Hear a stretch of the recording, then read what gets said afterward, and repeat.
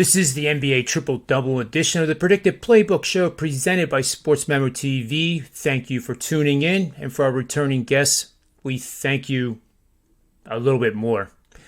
But glad you could join us today. It is Friday, December the 17th, NBA action. I have you more than covered with my co-host, Ronald Cabang, joining me again today.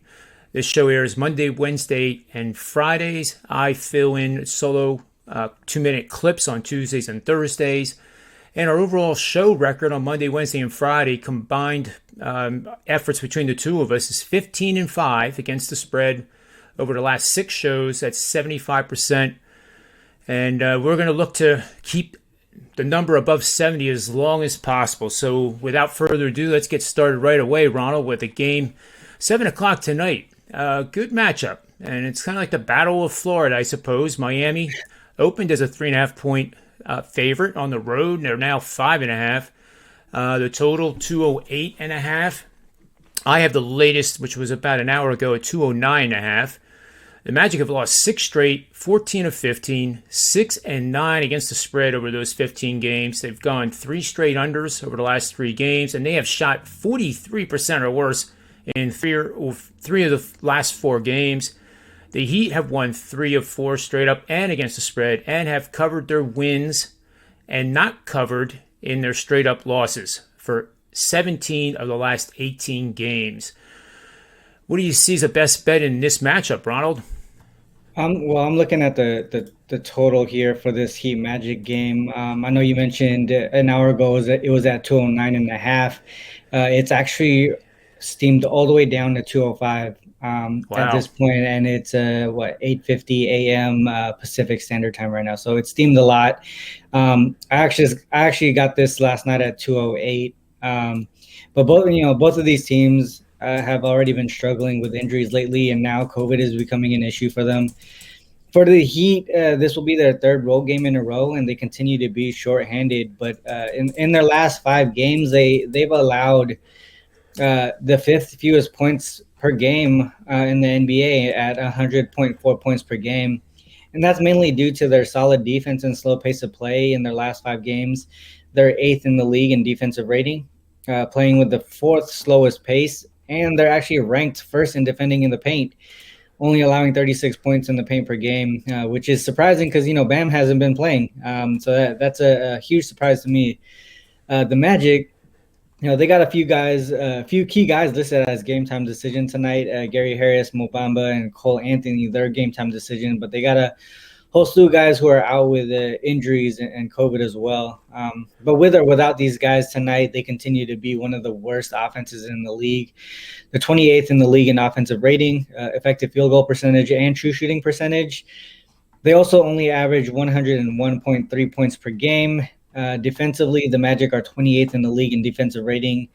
But with Miami only averaging 103.2 points per game in the last 5 games with all these injuries and COVID issues, I don't think they're going to be putting up too many points in this game either.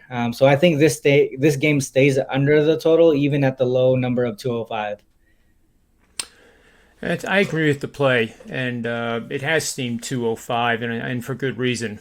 Are there any of the players that are possibly not playing that, if they would play, would decrease your enthusiasm for betting the under? What I would do now, because the numbers seem so low, I would probably wait to hear if Cole Anthony plays for sure, and the other person would be Tyler Herro from Miami. These 2 guys affect the total if they play or if they don't. To me, the number steaming down is telling me that they're not playing. But like I said, like the numbers already steam so low, I don't think it can go any lower. But if they do play, the number would go higher. So I would probably wait at this point closer to tip off to see if they're in or not. Yeah, I tend to agree, and there's a lot of support for the under. One of the angles that I have here is Miami is 21-7 in road games, coming off a game in which they allowed 105 or fewer points in games played the last 2 seasons. I know it's hard to believe, but I see this game with both teams possibly not reaching the century mark. Miami is 15-4, which is even better to the under in road games after allowing 100 or fewer points in the games played the last 2 seasons. So I'm with you on this, and I think betting maybe the team totals both under might be a pretty good pizza bet as well. That's good. So let's move on to the next game here, which is the Warriors are at TD Garden in Boston to take on the Celtics tonight at 7:30. I like my Boston accent. It's pretty good, isn't it? Yeah, it's pretty good. Yeah. Now I'll keep practicing, I know. Golden State is a 3-point favorite, and the total here, again, an hour ago was 213, so I don't know if this has steamed or not. But this is an interesting matchup between a Boston team that I cannot figure out who they are. 14-14 record. We know who Golden State is. We know who the Phoenix Suns are, both with 23-5 records on the season. Does this line seem a little cheap to you to bet Golden State right now, Ronald? Well, to be honest, I what I was looking at in this game is the total. I do have a premium play on the side, which is I'm going to try to stay quiet as much as possible on it, but it's going to be one of my premium plays on the side here. But I think based off of this analysis, you guys might know where I'm going with it. But the number has moved up to 214.5 from 213. I think the original open number was 214.5, so it went down and then it's back up again. But the Warriors, they're obviously coming off of that historic game where Curry beat the 3-point record. They're playing their fourth game in the road game in a row, and this will be their first game of back-to-back road games as well. They close out their 5-game road trip tomorrow in Toronto. The Celtics, they're well rested. They're coming off a big win at home versus the Bucks 4 days ago, so they haven't played since Monday, I believe. And this will be their first game of back-to-back home games. They face the Knicks tomorrow.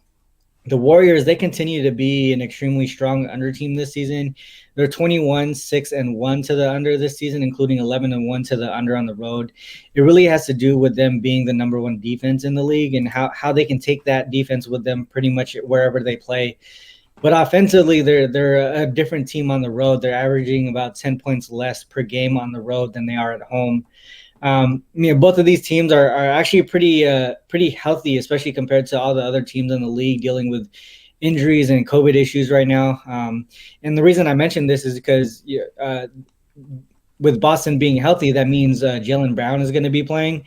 And when he plays, they're a significantly better defensive team. The Celtics defensive rating this season without Brown is 111.5. But with him, it's down to 106.1, and that's a huge difference when you look at defensive rating. I think the play of both teams on the defensive side of the ball will be the key to this game staying under the 214.5 total. Yeah, I agree with you 100%. The scary thing about Golden State is that they're not relying on their offense like they did in previous years to win games. And when they clamp down on the defensive end, it's for real. And they are, even with Steph Curry on that team, Ronald, that defense is actually better than their offense.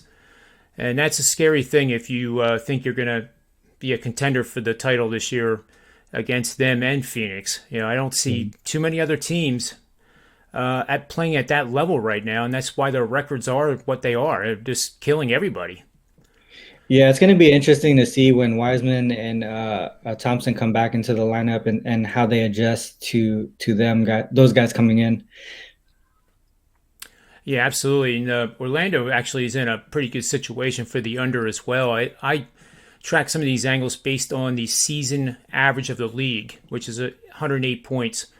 So in games played where Orlando has faced an opponent that was averaging less than the league average, the under has gone 16-4, and that's 80% under in games played the last 3 seasons. That's pretty strong. So that I think we're both in agreement on the total here of betting the under. And our last game, and it's almost like it wouldn't be a show anymore if we didn't talk about Charlotte. And they're they're just a fascinating team. They're number one. I have a lot of research on this one. I actually did an article over on Wager Talk News Nice. about this game, and it'll be interesting to see what you have to comment after I go through some of these notes. Sure. Yeah. Charlotte would be in the sixth seed of the playoff rankings if the season ended today. They're 16-14 for the straight up record, but they're 18-12 against the spread. That's pretty darn good, and they're 18-12 to the over. There's now 9 teams in the NBA that have an over record that's over 500. It still is recovering from the 65% under record in October, and then the 59% in November. But overs have started to hit, and it's like a stock chart. You have a correction, and it starts to bottom, and then you actually complete the consolidation, and then the price action starts going higher. And higher meaning over in the NBA.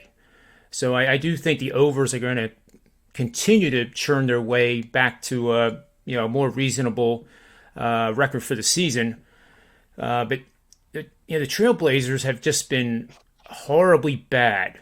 They lost a superstar. They have C.J. McCollum dealing with a collapsed lung, and he's out indefinitely. And since he went out, they have just not played well at all. And good news for Charlotte is that LaMelo Ball comes back tonight. He's the reigning Rookie of the Year, of course. That's a big addition to this team. And the Hornets actually did pretty well without him. And that proves to me that they have a lot of guys on the bench that stepped up and filled the void that Ball had left when he was out. So I'm really initially here, Ronald. I'm on the Hornets here, and I think this is a really cheap price. Granted, I'm a little, Portland at any time, they've lost so many in a row. Has the market overreacted? If they did, I would say that the Hornets at a 5-point road favorite would be overreaction, but at minus 1.5, 2. I think I'm, at least at the beginning of this discussion, I'm on Orlando. How about you? You mean in Charlotte? Yes, sorry. Charlotte Hornets, right? Yeah, it's interesting you say, how LaMelo's coming back. I'm actually looking at the Blazers here. I know the Blazers have been in a rut. They've lost 10 out of the last 11 games, but the Hornets are playing their third road game in a row of a 6-game road trip. I really think this is a sort of a fade Hornets spot. The Hornets could be looking ahead to their next 2 matchups where they play 2 key games against 2 of the top teams in the league. They got the Suns and the Jazz up next. Not only that, like you mentioned, the Hornets, they really held their own while they had some of these key players out with injury, especially, like you mentioned, LaMelo Ball.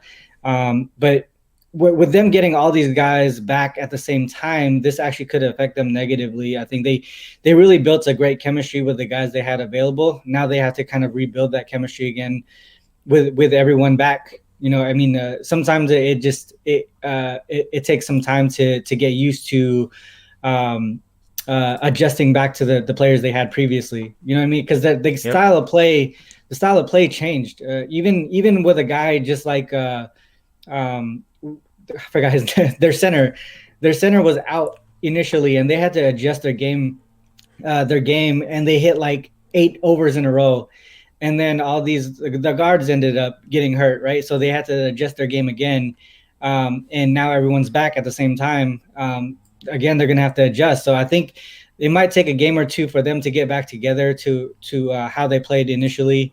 The Hornets also, they failed to cover their last 5 road games following a win. So that's also something that's going against them too. I know the Blazers haven't necessarily been lighting up the scoreboard lately, but the Hornets, they're absolutely the worst defense in the league. They're 30th in defensive rating. So this could be a bounce back spot offensively for the Blazers, and that's why I'm taking the short favorite, the Blazers here. Well, like so many other shows I did, I guess a shout out to Tony Finn and Rob Vino for the Manny's Irish Pub Sports Betting Show, because what I'm about to describe, Ronald, actually started on that show in baseball. where Rob Vino was so good with his unders in the first five that if I started a breakdown like we are right now and I was on the over for the game, it gave me a great opportunity to wait and see how the game goes. And if Rob's under first five won, I then got the over in game at a much, much cheaper price than I would have pre-flop. There was one game involving the Yankees. The total was 9.5 pre-flop. Rob won the under with the first five, and the score was 2-1. I got the total at 4.5. So it's getting my wheels spinning, and I exchange of information. So we started this out, and I'm pretty bullish on Charlotte. Now, hearing you, I am a little concerned about Portland finally putting a decent game together, and first half they're favored by 1. I'm wondering if we play first half Charlotte and look for Portland to win the game. Charlotte gets out to a pretty fast start, and then fatigue being the third straight road game of a 6-game road trip hits them in the second half, and Portland finally ends their losing streak. You think that's a good strategy? Yeah, that's definitely a possibility. I think we've done that before with one of the Philly games, I think if it was. Yeah, that's right. In the previous show. So it's definitely a possibility that will happen. Yeah, and I like the over too in this matchup. So I'm looking at team totals here. First half team totals are, let's see, 58.5 for Charlotte and 59.5 for Portland. Mm-hmm. And, only minus 113 VIG. That's interesting. And that's why I'm pausing for thought here, because this is a good game to do this on. Mm-hmm. Let me pull up the full game here quickly. We have Portland now as a 3-point favorite. Still 2.5 at Heritage and Pinnacle, which are the two that you and I like to follow as the leaders for line movements. But WinBet and South Point, Westgate, and the Circa are all at 3. Mm-hmm. The total's up to 230.5 now after opening at 227.5. That's the highest total that Portland's had all season. So the market's telling me that, as you mentioned, Charlotte's defense actually allows more points than their offense per game, and Charlotte is the top scoring offense, or the second top in the league. So it seems like this is just going to be like an all-star game type of pace, and not too much defense maybe by either side. Yeah. So let's see. We'll figure it out for best bets, I think. Give me a little bit of time to think about it. But we are kind of at that window now, and we are going to do our best bets. But if you don't mind, you give out yours first, and then I'll go second, and I'll have this figured out with Charlotte and Portland. But your lean or preferred bet would be on Portland, right?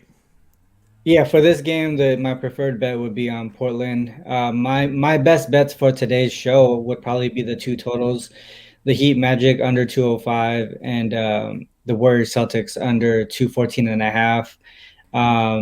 A strong lean to the Blazers here. I really do like them in the spot, but sometimes it's hard to jump into these teams who've lost 10 of 11 games. It's tough to back them, go to the window and back them. But I really like this spot here. But I'm not to the point where it's my best bet. Okay, so it's my turn now. I have to make a decision. It's like me going to a restaurant and looking at a menu, and I can't decide between the porterhouse and the salmon. It's terrible when I go in a restaurant. It takes me forever to decide sometimes. Sometimes I even look at the menu before we get to the restaurant. I just I'm a good decision maker, but a menu just confuses the daylights out of me. So this Charlotte game, what I'm going to suggest here, we'll count this as a best bet, and maybe half of it. Let's do that. We're going to bet Portland -3 for the game. That's full game. Mm-hmm. We're going to take Charlotte for a best bet, first half. And my problem in deciding, Ronald, is do we take the game total, which I like, even though it's up at 230.5. My models say this game could be easily in the 240s. So I'm struggling between taking Charlotte first half, which would be just basically the money line, and getting maybe 125 on the money line, and hoping that expecting that they will be leading at the half, and then Portland just wearing them down, because the pace is going to be quick. I mean, it's pretty obvious the pace is going to be quick, and that works against Charlotte in the second half. Yeah. So help me out here and tell which is your preferred strategy. Would it be the total or Charlotte first half? This one's really tough, especially on the total, because I know the Hornets play a fast pace, but the issue is when what is his name? Zeller's their center, right? Yeah. Yep. When Zeller was out, when Zeller was in, they were actually on a small under run, and then when he left, they went on the over streak where they like just their pace went up really quickly. I know they went over in their last game, but I kind of want to see. I'm probably not going to touch the total on a Hornets game until I see LaMelo and the rest of the guys with Zeller, and if they go back to a slightly slower pace. And also the Blazers, obviously, they've been in a rut, like I mentioned, and we kind of want to see a bounce back here on the offensive side of the ball because of how bad Hornets play defense. But for me, I probably wouldn't just it's tough. It's a back and forth thing for me too. So that's the reason why I couldn't go on this game as a best bet. Sorry, I didn't help you. I didn't help you there, but well, you kind of did though, because I think what we'll do for the show purposes, your two totals are best bets, and then we'll take Portland as the best bet. I will switch sides because now I see the line movement. 75% of the tickets are on Charlotte, yet the line's gone from -1 to -3 here in the last basically 90 minutes. That's telling me something. So I'll join you on Portland and add it to the best bet. But a fourth best bet will be the total. And what we'll look to do here is that if the pace starts out slow, and this is only for the first half, and it's conditional for the first half, if it gets down to 221.5, that will be an over bet in game for the show. For the second half? Full game, right? Okay, full but game. You would only place the bet in the first half. If it doesn't go down to 221.5 by halftime, then it's a no bet. There's no play. And the reason is that the third and fourth quarter is just not enough time to let volatility work for you. But if they start out slow, and it's not going to take much for it to get down to 221.5. It really wouldn't. I see what you're saying. So you're talking about a live bet there. Right. Yeah. So nothing pre-flop, and if you see 221.5 live, that would be a great opportunity to bet the over. Because the game will end up being fast. There might be pockets of time, and hopefully it's in the first quarter where it's slow. Yeah. And with all the time remaining, second, third, and fourth quarters, the market is going to swing a lot more than at the end. So I let's go with that. So that'll be our fourth bet, in game only, first half. But for the full game, 221.5 total points. Okay. All right. I'm glad I did that explanation all in about an hour. Well, anyway, it comes to the end of the show. We'll have our best bets up in the graphic that you can see right now above us. And Ronald, thank you always for your time. This is always a blast. We're 15-5 together. That makes it even more fun. And we hope that we can go 3-1 or better on these four bets. So on behalf of Ronald, myself, and the Predictive Playbook and SportsMemo TV, may all the wins be yours. Have a great weekend.